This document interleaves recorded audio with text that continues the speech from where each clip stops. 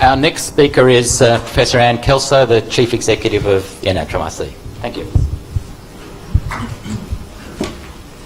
Thank you very much, Stephen, and it's been a real privilege to be here for this session this morning. Quite extraordinary talks, and rather challenging ones for me to listen to in my role as head of the National Health and Medical Research Council.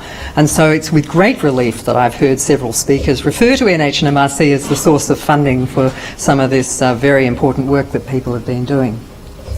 So I was given this title to speak to, and it is quite challenging for me on behalf of NHMRC. And so what I am going to do is try to put it first of all into a broader context of the many forces on NHMRC about how we should fund health and medical research before going on to talk specifically about the consideration of population needs.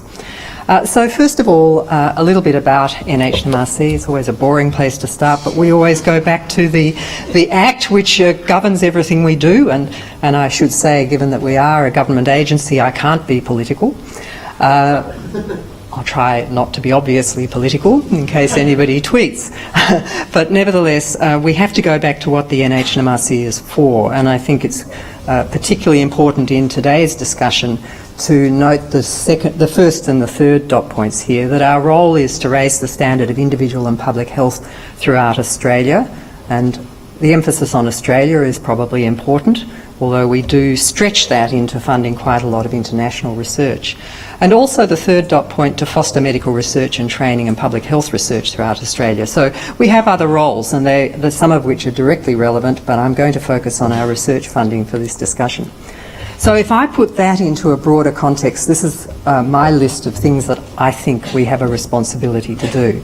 So first of all, we need to support a very broad range of research that meets Australia's health needs, and we have to think broadly about that. We can think about the immediate challenges of today, which include the social and other equity issues that we're talking about in today's session, but we also have to think about the long term and the importance of investing in discovery research that will lead to the really big advances in the longer term future. Much less predictable advances, but nevertheless an important part of what we must fund as a government agency, not as a private sector funder. We also clearly have a responsibility to try to train and sustain a very high quality research sector, which will then support this very broad range of research. Without supporting people, you won't have the research. We need to do everything we can to enable the translation of research into better health outcomes, and we do that in a number of ways, but it is part of our fundamental responsibility, I think. We now have some legislative responsibilities under the Medical Research Future Fund Act, and so we also need, when asked by government, to be able to deliver those MRFF schemes that are handed to us to do that. And we also have a responsibility to work with the Minister and the MRFF to ensure that there's good complementarity of the support of research between the NHMRC and the MRFF. And then finally, and I think this is quite important, that we are part of government and therefore we need to support the government's agenda, which naturally varies with changes of governments, changes of minister, and is part of the daily life of operating a government funding agency. So what is that government agenda? Well, it's quite broad. It's been very active in the last few years, and the MRFF is part of that, the Biomedical Translation Fund, which is effectively a partnership between the federal government and venture capital fund managers to support the commercialisation of some important new devices and technologies. There are the National Science and Research Priorities, which I'll say a little more about. There's the new agency, Innovation and Science Australia, which is a very important new source of advice to the Prime Minister and the government, and they're preparing a 2030 strategic plan which may well have an impact on the way we are required to work. There's been the release of the National Research Infrastructure Roadmap, and there's also a very important exercise being managed by the Australian Research Council on the assessment of engagement and impact of research in universities. And that's the one part of this whole picture which has a very strong focus on the outcomes of research and which could overlap very much with the discussion we've had today. But as I've marked on the right hand of that slide, overall the dominant part of this agenda is really around innovation and commercialisation. So we have a government at the moment that is concerned particularly with how to see the economic benefits in the most commercial sense through new industries and new products from its research investment. So that has to have an impact on how NHMRC thinks about the way it does its work. So let me say just a little bit about the National Science and Research Priorities. This was an exercise which was put together by the former Chief Scientist, Ian Chubb, a couple of years ago. And there are 9 priorities here, of which the 9th is health, and under that health heading there are 4 practical challenges which are listed there. And what's important for us is that there's an expectation that we as a government funding agency will give priority to research under these 4 headings. So all 4 of them to some extent speak to the question of population needs, but each in different ways. And I think that the 2 which are most relevant are the first and the third, and it's really good to see some things captured here which relate to what we're talking about today. The first is the need to have better models of healthcare and services, and I've highlighted there the reduced disparities for disadvantaged and vulnerable groups. And then the third one is better health outcomes for Indigenous people, with strategies for both urban and regional communities. So I think this is one place where the federal government is capturing the importance of investment in research that addresses the sorts of equity issues that we're talking about today. But overall, that's clearly not the major flavour of government today, and so we need to present what NHMRC does in a broader context. Then we ourselves, through a corporate planning exercise, which we must go through, have to produce a corporate plan which is updated every year, and in a 3-year cycle we articulate not only the indicated strategies and priorities of government, but also those that come from our council and principal committees as being useful guides to the way we should invest over the 3-year period. And so I've listed them here, and several of them really do relate to today's discussion. And I'd highlight the number 2, improve the health of Aboriginal and Torres Strait Islander peoples, because that is always part of NHMRC's list of headline priorities. So it's there, of course, at the moment, but it has been there for many, many years and was very strongly promulgated by my predecessor, Warwick Anderson. So we have these multiple drivers of the way we invest our funds. So then how do we actually turn that all into a strategy? Well, what we don't do is say we've got a pie of money and we're going to carve it up according to disease areas or particular problems. We in fact have a pie which is divided more on the basis of how we allocate funds to different types of funding vehicles. So whether we're funding people through research fellowships, or whether we're funding projects which might be very diverse, or whether we're funding big teams or centres of research excellence. We have a series of schemes where the funding for the most part is divided up according to these schemes, each of which has a particular goal, but is not focused on a particular disease issue or something like, for example, health equity. It's also a feature of NHMRC funding that's been the case for a very long time, and that is that most of the research we fund is investigator initiated. So what we are doing effectively is reacting to what comes to us from the community of researchers, and then how those applications compete against each other in a range of open funding schemes.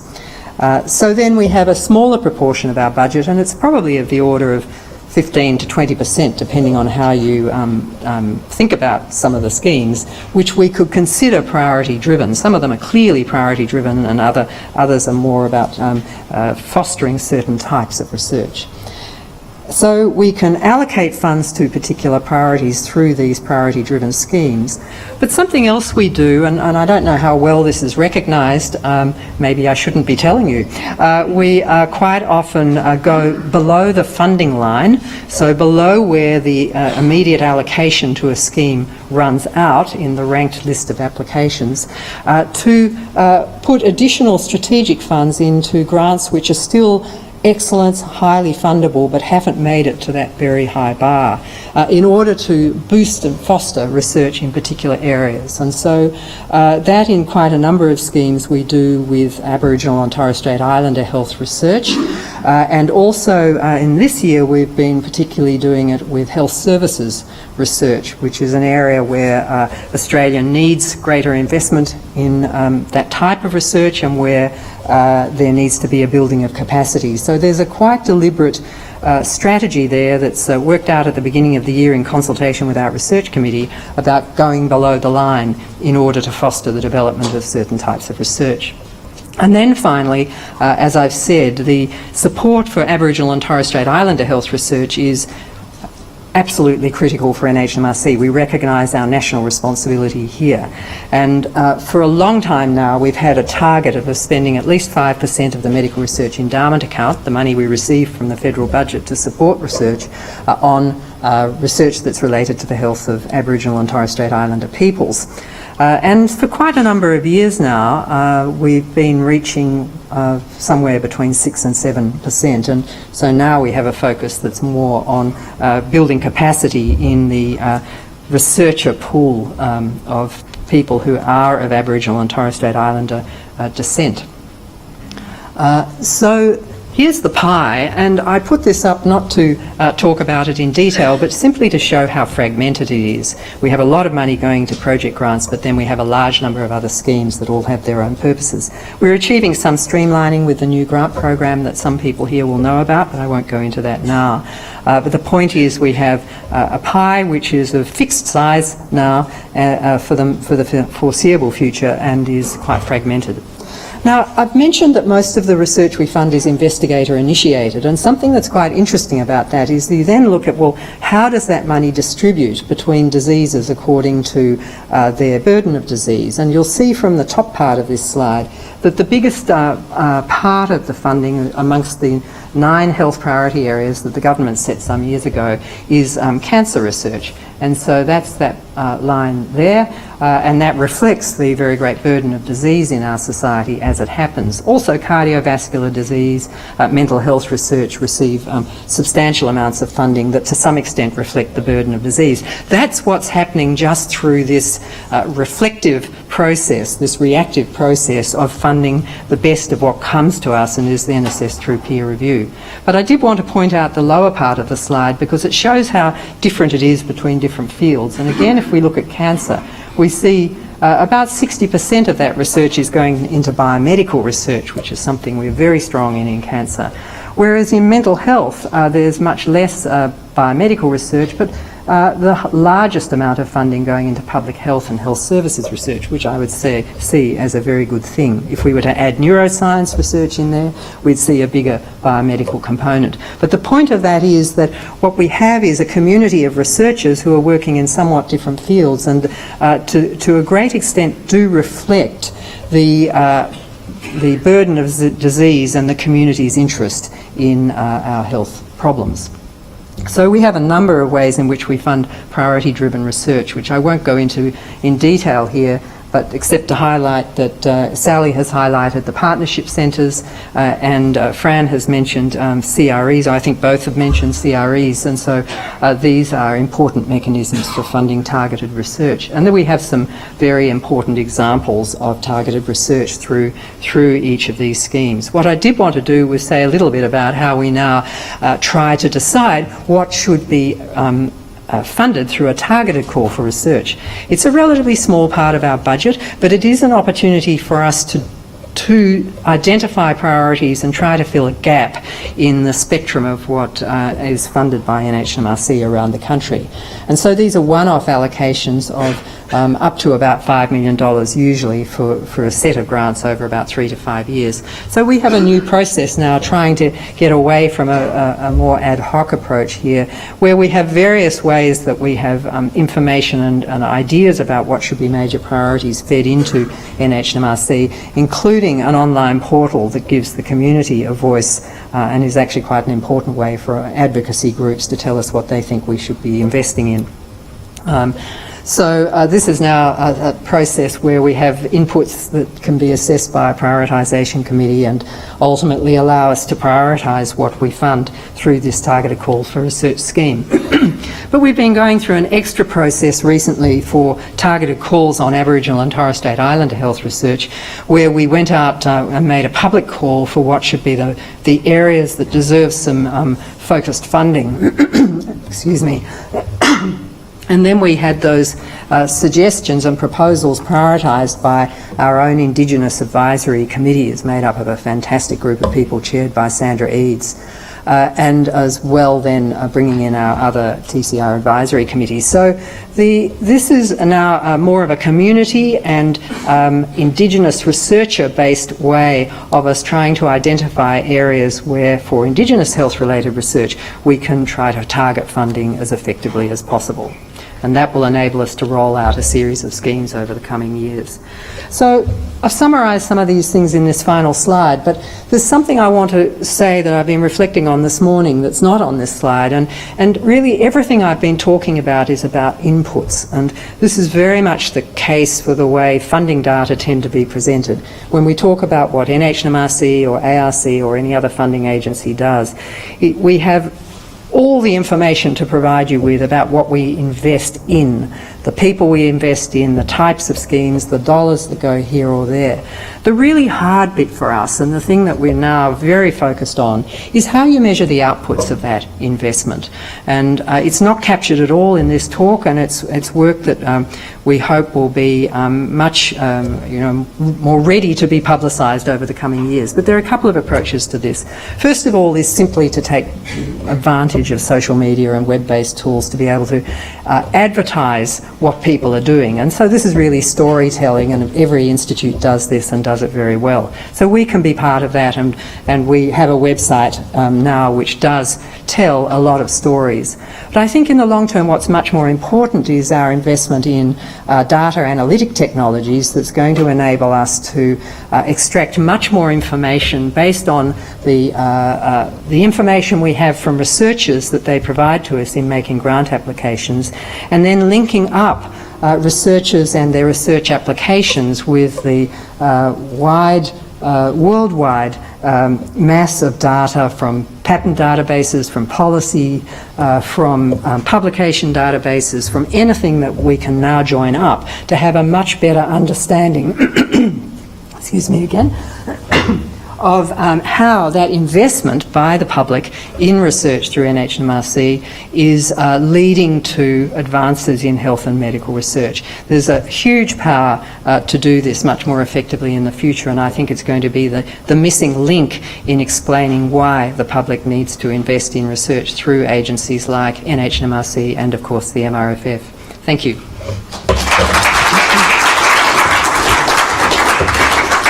So thanks, Anne.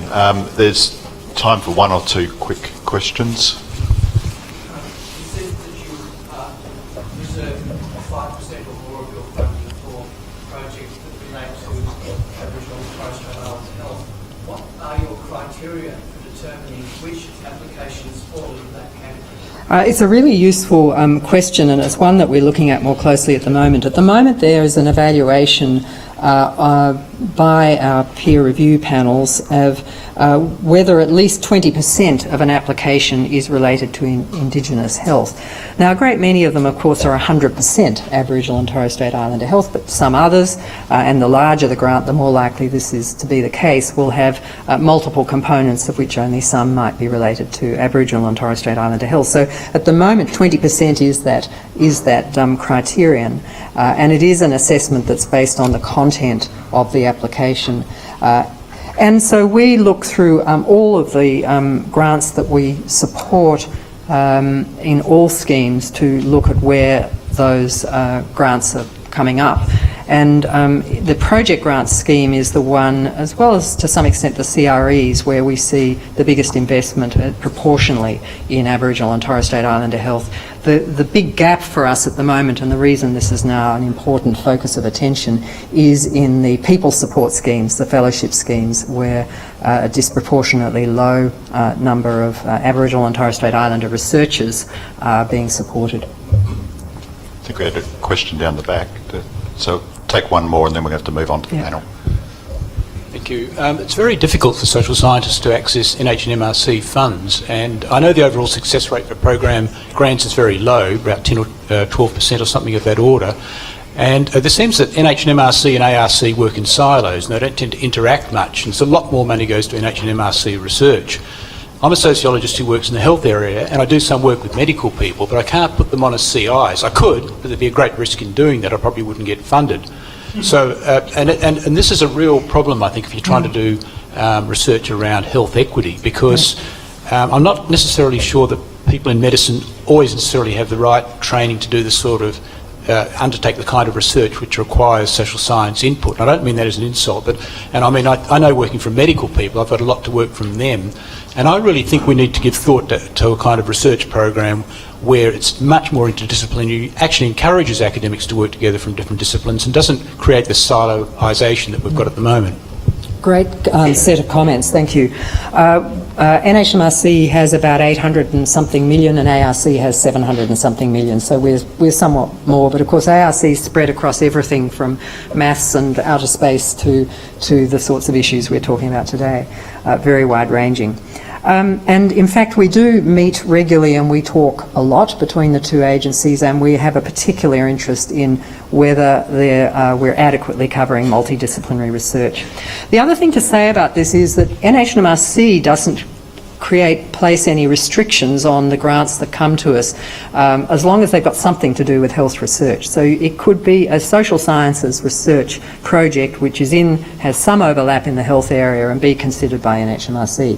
ARC sets up a barrier in saying that if anything has a health purpose, then it's not eligible for NHMRC funding. And so we do run into issues that we're talking about of where something might start being a purely ARC type project, and an easy way to think about that would be, say, a bioengineering project. But at some point it needs to be used for a clinical trial, and then it really becomes NHMRC territory. So we want to make sure we're covering that. The success rates for both schemes, both funding agencies, are really low, and so I think that's really distressing for all of us. So there's no question that it's hard to get funding from NHMRC. That's the way it is. But I think this question of how we adequately support multidisciplinary research is really important. We can't tell that anything is wrong, but people tell us that that it's as difficult for multidisciplinary research as it is for everything else to get funding from NHMRC. Okay. Thanks, Anne.